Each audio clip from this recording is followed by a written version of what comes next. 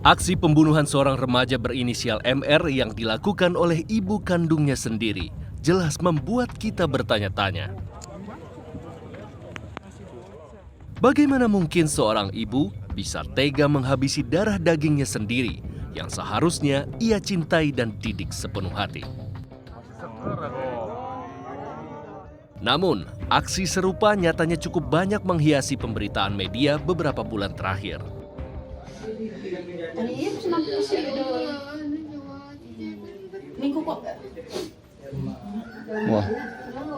NK, bocah berusia 6 tahun ditemukan tewas di dalam kamar tidur rumahnya di Desa Harjomulyo, Kecamatan Silo, Jember, Jawa Timur. Korban tewas dengan luka sayat di leher hingga nyaris putus akibat digorok menggunakan pisau dapur. Ironisnya, pelakunya tak lain adalah merupakan ibu kandung korban yang berinisial M. Usai membunuh putrinya, pelaku berusaha bunuh diri dengan menyayat tangan dan lehernya, namun bisa diselamatkan oleh warga dan langsung dilarikan ke rumah sakit. Informasi yang didapat dari suami dan anak pelaku, diduga pelaku mengalami depresi selama beberapa bulan terakhir.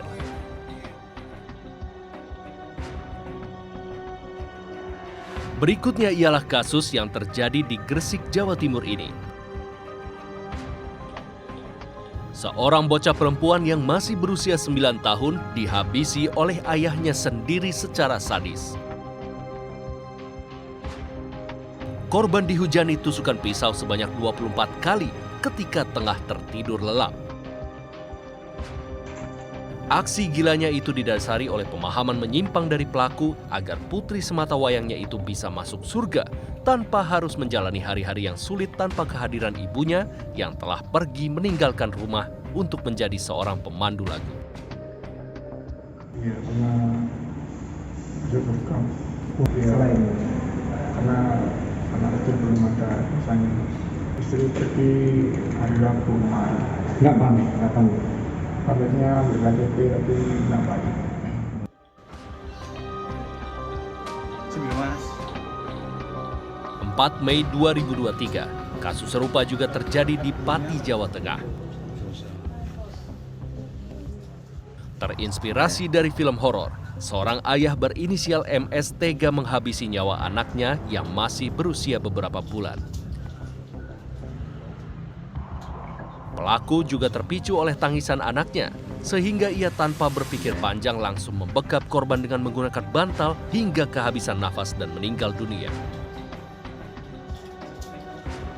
Pengaruh film horor juga membuat pelaku berupaya membuang bayinya yang sudah tak bernyawa ke tempat yang angker di Sungai Desa Wangunrejo, Pati, Jawa Tengah.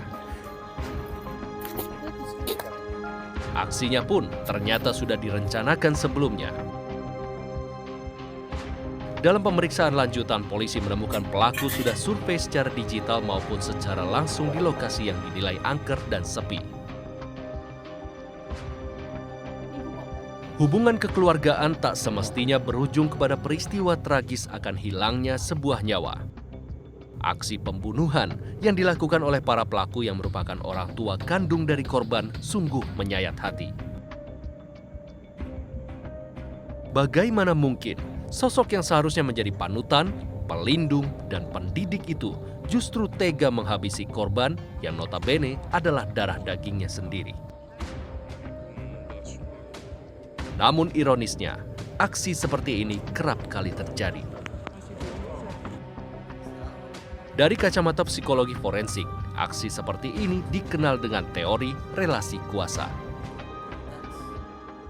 Teori yang paling sering dipakai adalah tak lain teori relasi kuasa. Yang ingin menunjukkan bahwa pihak yang lebih berkuasa, pihak yang lebih dominan, pihak yang lebih superior akan menaklukkan, akan melumpuhkan, akan menyakiti, akan melakukan kekerasan terhadap pihak yang submisif, yang inferior, yang lemah. Boleh percaya boleh tidak, selama ini kita selalu memberikan ujangan hati-hati terhadap orang asing. Karena asumsinya orang yang paling mungkin menyakiti kita adalah orang asing, orang yang tidak kita kenal. Tapi kasus ini menunjukkan bahwa jangan-jangan kita harus melakukan perombakan total terhadap ujangan yang sering kita berikan. Bahwa jangan-jangan justru pihak yang harus paling kita waspadai tak lain tak bukan bukan orang asing, melainkan orang dekat.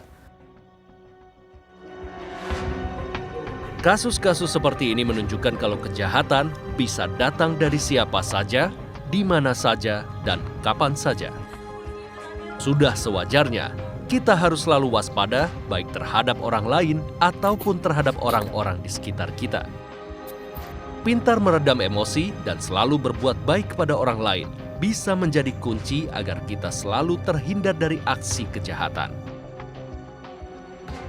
Dari Jakarta, Tim Liputan untuk CSI RTV.